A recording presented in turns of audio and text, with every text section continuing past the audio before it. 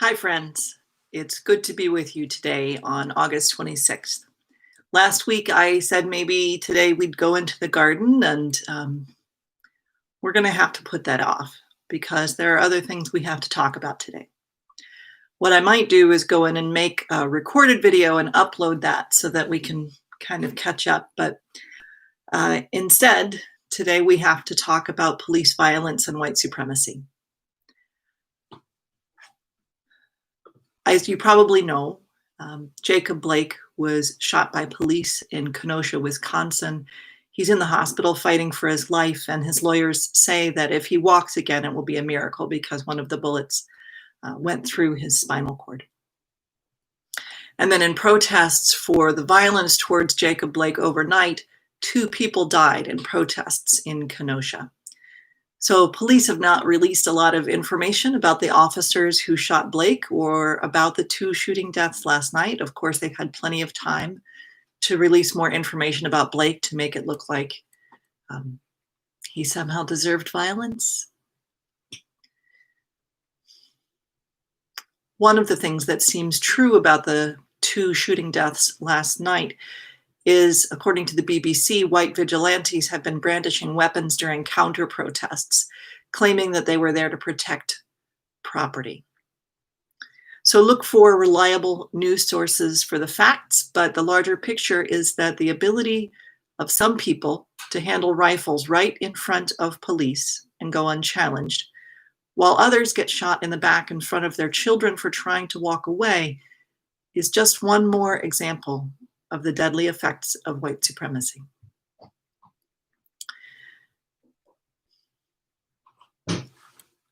So, in light of this, again, what are our ethical obligations? Well, for those of us who are able, one of our ethical obligations is to bear witness. Write to city officials in Kenosha, contribute to bail funds, write to your state and local legislators about police accountability, advocate for the Breathe Act, and you can read more about that from the Movement for Black Lives. For those of you who know that because of your race or your gender presentation or your first language, you know that you are the potential target of police violence, what I hope for you is that you can take some time for self-care. You don't need to watch those videos. I hope that you can take some time away to rest, to grieve, to be cared for. And for those of us who are around you, one of our other obligations is to give you that space. For those of us who are co-workers and supervisors, to make sure people have the time they need and aren't expected to just suck it up and pretend that everything is okay. For those of us who are your loved ones and family members, to give you that space and to not over check in while we're expressing care. And we have an ethical obligation to not forget, to not pretend like this is okay. It may not be surprising, but it's still awful. And so we need to be persistent in advocating for police accountability, for moving resources towards community care, towards justice for those who are the victims of police violence, and so many other things that Black-led organizations have been asking us to call for a long time. White supremacy reaches into every corner of our society. It reaches into our personal relationships. It reaches into our understandings of what is appropriate business behavior, congregational behavior, family behavior, appropriate ways to handle conflicts between friends. So another action step is to start looking at that, right? Turn over the rocks and see what's underneath. Look at the cultural norms of the organizations that we're part of and ask some questions. Why are things the way they are? How would there be room to have a conversation when evidence of white supremacy presents itself among us, because we're swimming in it. Of course, it affects us. So, for those of us who are white, learning to lower our defensiveness and see things for what they are and to respond appropriately. So that's the personal picture, but it's both, right? It's the big picture and the personal picture. We do our own work. We do our work in our communities to dismantle white supremacy in the places that we love and with the people that we love. And we also can't let go of the larger work of advocating for reform and legislation and awareness, for justice, for media representation, for media truth. It's all of those things. And it's doing the work sustainably. One of the ways we can be sustainable is in joining with others, right? Remembering that we're not alone. No one of us can do this alone. At Washington Ethical Society, some of our members have been participating in Friday night vigils every Friday at 5 o'clock. Washington Ethical Society and other institutions all along 16th Street in DC have been gathering 6 feet apart, outdoors, masked, to have a vigil for Black lives every Friday, and which includes 8 minutes of kneeling in remembrance. So if that fits with your level of acceptable risk with the virus, perhaps that's something you'd like to do. If you're not near DC, maybe there's something going on near you. And I also want to recognize that that's a rather less confrontational form of witness. So that's going to work for some folks, and some folks are going to want to be more direct in gathering with other people in actions that are accountable to organizations led by people of color, to put pressure on city councils, state legislators, things like that. So organize with a group, right? Don't go it alone, because the power of public witness is when we can do that together, led by those who are most impacted. Again, for those of us who are white or have other areas of privilege, that also can mean being quiet, right? Remembering that we're not the experts, and following someone else's lead. So I look forward to doing more talk about what effective organizing might look like at Washington Ethical Society and all of the communities that we're with. What that looks like for short-term rapid response, what that looks like for long-term change. It does seem from this summer's public witness that there actually is room for change, that some of the leverage of this summer's public witness has led to investigations and reforms and city council resolutions. So it's working. And I hope that no one else has to be shot. I hope no one else has to be killed or injured for us to continue this momentum. I also want to talk a little bit about property.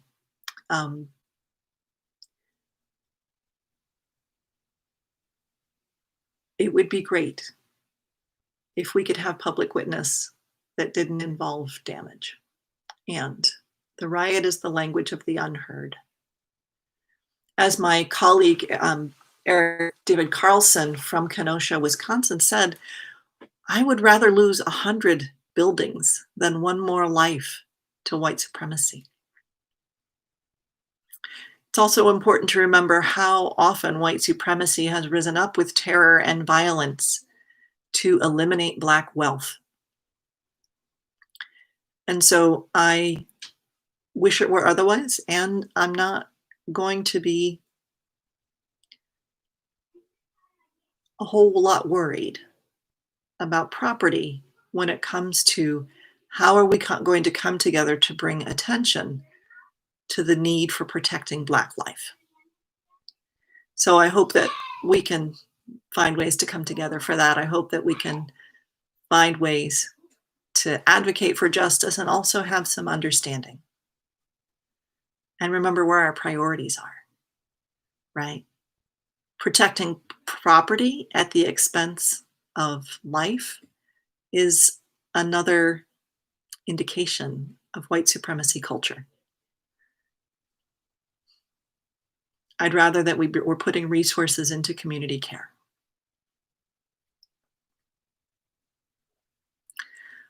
So friends, how are you? How are you holding up? How are you finding strength and resilience and care so that we can continue the work? If you are a person who is from a historically marginalized community, how are you finding self-care? How can your friends support you?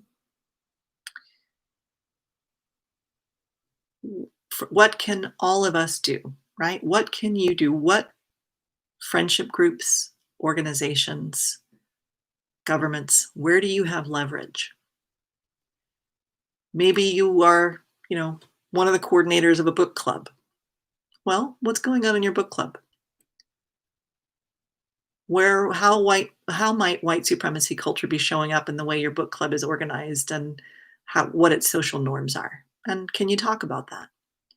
Maybe you're on the board of a civic organization or a congregation.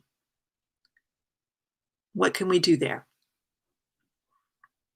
I was really pleased to arrive at Washington Ethical Society and find that there had already been an anti-racism, anti-oppression, multiculturalism audit by an extremely competent team of volunteers, and they've handed that off. And now there is an anti-racism, anti-oppression, multiculturalism assessment team that I'm looking forward to meeting with. And the work continues because there's no way that any one of us or any of our organizations are going to be perfect. We can try to make fewer mistakes, and we can make sure to set it up so that when we do make mistakes, there's a way forward, a way of acknowledging, of being accountable, of repairing as much as we can. So might something like that work for an organization that you're part of?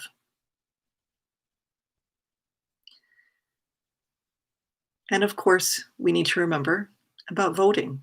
It is the anniversary of the 19th Amendment.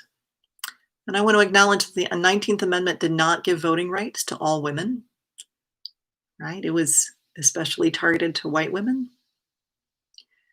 I want to acknowledge that Indigenous women did not get the right to vote with the 19th Amendment. So I'm enthusiastic about the anniversary of the 19th Amendment. And I also want to remember that history is complicated in ways that still affect us, in ways that still affect how we do organizing for democracy, in ways that still affect how we do organizing for gender equity. But as long as we're talking about voting, if you are eligible to vote, I hope that you do. It seems like there are a lot of shenanigans going on to try to disrupt vote by mail. And so we're all going to have to be in discernment about the best way to make our vote count while staying as safe as we can. There's also lots of ways to encourage people to vote in other places. I can think of at least 3 different organizations that are organizing letters and postcards to voters to remind them how important it is to turn out. So if someone wants to put in the comments a couple of links about that, I'd welcome that. In the DC area, UUs for Social Justice is organizing something. I know Moms Rising has a thing. There's another one called the Big Send. So if that's a kindness that you can do to reach out to someone and remind them that they and their opinion and their vote matters, that would be a great way to honor the anniversary of the 19th Amendment. So I think I'm going to bring it to a close. Last week, I told you I was going to be on for half an hour, and half an hour seemed like a long time. So I'm not going to try to do that I'm not going to try to be live for half an hour for the rest of this series. Um, but before we close, let's just take some time for meditation. Be comfortable where you are, sitting or standing. Find a way that your body can be somewhat alert, but also somewhat relaxed. Where might you be carrying tension? Are you carrying tension in your shoulders, in your hips, in your jaw? Just notice. And notice what's going on with your breath. How is it? Take a breath that's nourishing for your body.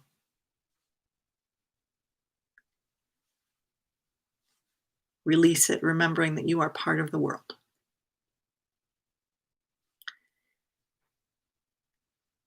As we breathe in, let's remember all of the ways we have benefited from those who have gone before. Let's remember all of the ways that our ancestors have created a path to give us opportunities to thrive. All of the ways those who have gone before have worked for justice so that we could carry that work further. We're remembering what we receive as we breathe in. And as we breathe out, let's take responsibility for what we're putting into the world. How are we putting love into the world? Remember someone to whom you're feeling compassionate and breathe out that compassion. Think about what action you're going to commit this week, whether that's for self-care or public witness or voter motivation. Take a breath, and as you breathe out, commit to that action. It's good to be together, friends. I will see you next week.